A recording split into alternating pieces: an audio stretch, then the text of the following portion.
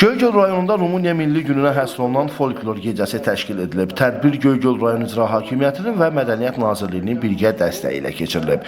Tədbirdə çıxış edən Göygöl rayon İcra Hakimiyyətinin başçısı Vüqar Novruzov rayonda müxtəlif ölkələrin mədəniyyətlərinə dair layihələrin reallaşdırıldığına diqqət çəkib. Rumıniyadan olan ansamblın Göygöldə çıxışının multikultural dəyərlərin möhkəmlənməsinə xidmət etdiyini vurğulayıb.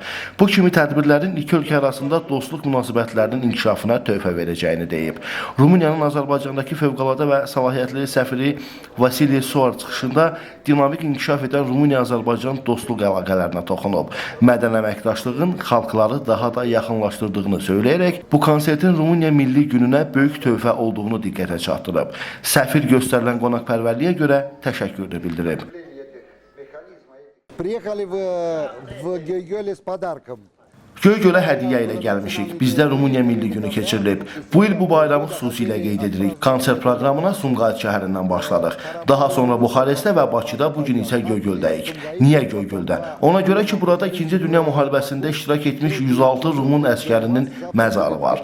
Bir digər məsələ isə Rumıniya və Azərbaycan arasında olduqca yüksək səviyyədə dostluq və diplomatik münasibətlər qurulub. Biz bu mədəni tədbirlərlə bir daha mesaj vermək istəyirik ki, iki ölkə arasında nəinki siyasi, iqtisadi sahələrdə, hətta mədəni sahələrdə də yüksək münasibətlər qurulub. Bu cür tədbirlər iki xalqı daha da yaxınlaşdırır.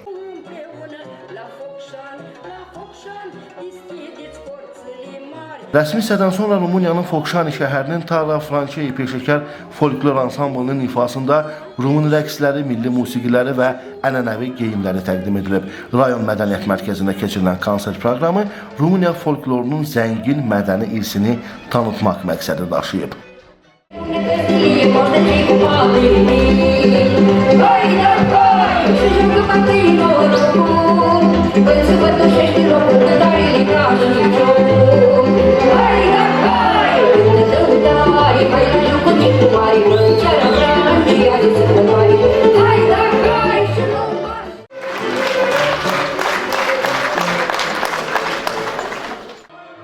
Konsert proqramı təxminən 2 saata yaxın davam edib. Tara Françeyi ansamblının hər bir çıxışı rayon ictimaiyyəti tərəfindən maraqla və alqışlarla qarşılanıb. Bənzər mədəni tədbirlərin bundan sonra da davam edəcəyi bildirilib.